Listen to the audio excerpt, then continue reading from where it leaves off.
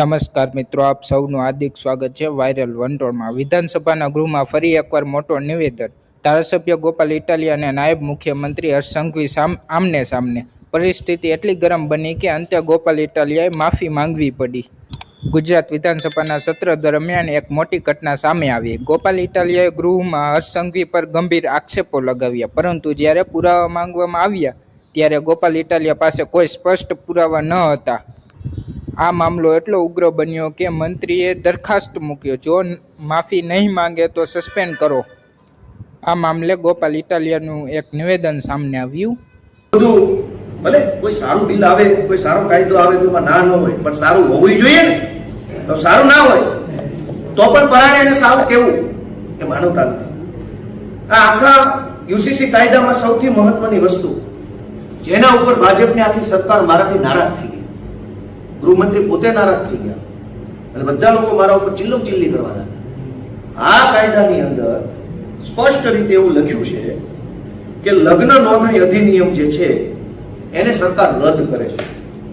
થોડાક દિવસ પહેલા ગુજરાતના ગૃહમંત્રીએ વિધાનસભાના ગૃહની અંદર નિયમ 44 પ્રમાણે એવું નિવેદન આપ્યું હતું કે સરકાર લગ્ન નોંધણી અધિનિયમ 2006 ની અંદર સુધારો કરશે।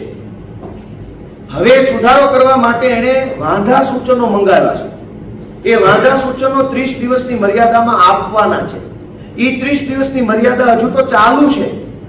હજુ તો જે કાયદો સુધારવા માટે વાંધા સૂચન માંગ્યા છે એ કાયદો તો આજ રદ થઈ ગયો। હવે જે વાંધા આવ્યા છે એને કયા કબાટમાં મૂકવાના? એનો અર્થ એક એવો થયો કે સરકારમાં કોઈ કઈ ખબર નથી, લોલમ લોલ ચાલે છે। એક બાજુ આ બાજુ વાંધા મગાય તો આ બાજુ રદ થઈ ગયું। એનો અર્થ એ થયો કે અંદરો અંદર કોઈ કઈ ખબર જ નથી કે રદ થવાનું છે કે રહેવાનું છે। મેં આજે રંગે હાથે પકડ્યા કે લગ્ન નોંધણી અધિનિયમ 2006 જો રદ થઈ જાય તો તેના અંતર્ગતની તમામ પ્રક્રિયા પણ રદ થઈ જાય। કેમ કે કાયદો અને પ્રક્રિયા એ સિક્કાની બે બાજુ છે। કાયદો હોય તો જ કાયદાના અમલની પ્રક્રિયા હોય, કાયદો ન હોય તો એના અમલની કોઈ પ્રક્રિયા હોય નહીં। હવે જે તે વખતે ગૃહમંત્રીએ આ જ ટેબલ ઉપર ઉભા રહીને જે ભાષણ કર્યું તે મેં નરી આંખે રૂબરૂ ઉભા રહીને સાંભળ્યું હતું। ત્યારે એને એમ કીધું હતું કે મારી કોઈ ગુજરાતની દીકરીને સલીમ ને સુરેશ ને આખું ડિક્શનરી કોઈ જો આમ તેમ કરશે તો અમે એનું આમ તેમ કરી નાખશું। આજ તો આખો કાયદો જ રદ કરી નાખ્યો। હવે આમાં સલીમ ને શું કેવું, સુરેશ ને શું કેવું?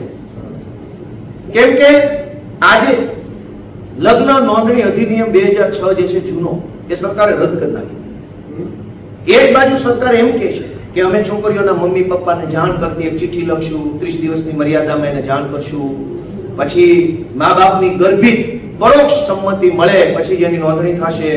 પછી એવું કહેવામાં આવ્યું હતું મીડિયામાં કે લગ્ન નોંધણીના અધિકાર તલાટી મંત્રી પાસેથી લઈને તાલુકા કક્ષાએ મૂકશું।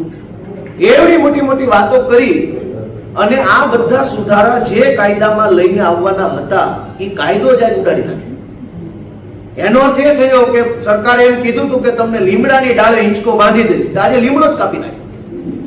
હવે હિંચકો ક્યાં બાંધશે? પહેલો ઝૂલાવે ને બેદડી ઝૂલે, પણ ક્યાં ઝૂલે? આજ ગુજરાતની અંદર ખરેખર ખૂબ જ દુઃખદ વિષય બન્યો। સરકાર સમાન નાગરિક સંહિતા લાવે તો એમાં કઈ પણ સમાનતા ક્યાં? એક મજૂરનો બાળક અને મુખ્યમંત્રીનો બાળક બંનેને માટે શાળા એક સમાન તો છે નહીં, તો સમાન કાયદો કેવી રીતે? જે શાળા મુખ્યમંત્રીના બાળકને મળે છે એવી જ શાળા, એવા જ શિક્ષક, એવું જ ઇન્ફ્રાસ્ટ્રક્ચર મજૂરના બાળકને મળે તો હું માનું છું કે સરકારે સમાનતા લાવવાનું કામ કર્યું। આજે ગુજરાતના ખેડૂતોને દિવસે વીજળી નથી મળતી। તમે ઉદ્યોગ ખોલો તો દિવસે વીજળી મળે, પાનનો ગલ્લો ખોલો તો દિવસે મળે, પંચરની દુકાન ખોલો તો દિવસે વીજળી મળે, ગેરેજ ખોલો તો પણ મળે, દવાખાનું ચાલુ કરો તો પણ મળે, તમે કોઈ કોર્પોરેટ ઓફિસ ખોલો તો દિવસે વીજળી મળે, પણ ખેતી કરો તો નહીં મળે। હવે આ સરકાર સમાન રીતે વીજળી નથી આપી શકતી કે બધાને દિવસે મળશે, જાઓ લઈ જાઓ। સમાન વીજળી નથી આપી શકતા, એ લોકો સમાન લગ્ન કરવા નીકળ્યા છે। હવે દિવસે વીજળી ખેડૂતોને આપે તો ક્યાં ખેડૂતોના કેરબા ભરીને ગોડાઉનો મૂકી દેવાના હતા? આવે છે, જરૂર હશે એટલી વાપરશે, લાઈટ બંધ કરશે। મિત્રો, એટલું બધું દુઃખદ બાબત છે કે આ ગુજરાતની વિધાનસભા અને બાજુમાં આવેલા સચિવાલય, આમાં નોકરી કરતા સરકારી કર્મચારીઓ, ફિક્સ પગારના કર્મચારીઓ અને આઉટસોર્સના કર્મચારીઓ ત્રણેય વચ્ચે સમાનતા નથી. એક જ વિભાગની એક જ ઓફિસમાં એક જ પ્રકારનું કામ કરતા કર્મચારીઓના પગાર અલગ અલગ છે. તો પછી સમાનતાની વાત જ ક્યાં આવી? સમાન નાગરિક સંહિતા કેવી રીતે? પોલીસની અંદર તમે જુઓ, હોમગાર્ડને 200 રૂપિયા 300 રૂપિયા પગાર, કોન્સ્ટેબલને 20,000, હેડ કોન્સ્ટેબલને 35,000.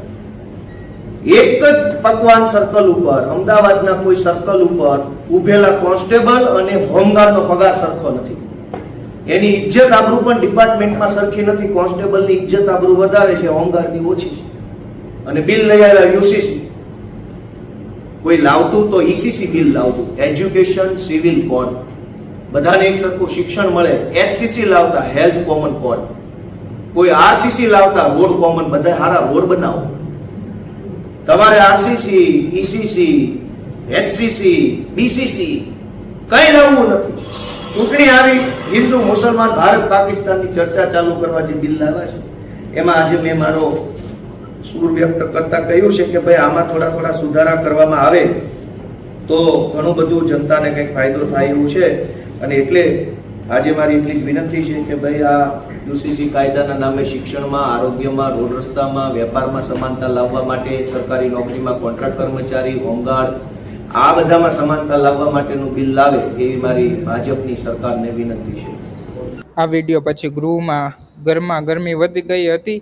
હર્ષ સંઘવીએ સીધો પડકાર આપ્યો, ગૃહ પુરાવો હોય તો મૂકો, નહીં તો માફી માંગો. અંતે અધ્યક્ષના આદેશ બાદ ગોપાલ ઇટાલિયાએ માફી માંગવી પડી. વિધાનસભામાં આવું ટકરાવ અને સામાન્ય બની ગયું છે, પણ આ ઘટનાને ફરી એકવાર રાજકારણ ગરમાવી દીધું છે. તમને શું લાગે છે? ગોપાલ ઇટાલિયાએ સાચું કહ્યું કે પુરાવા વગર આરોપ લગાવ્યા તે ખોટું? કોમેન્ટ બોક્સમાં જરૂરથી જણાવજો. આવી જ માહિતી માટે વાયરલ વંટોળ યુટ્યુબ ચેનલને સબસ્ક્રાઈબ કરવા અને વિડીયોને લાઇક શેર કરવાનું ભૂલતા નહીં. જય હિન્દ, જય ભારત.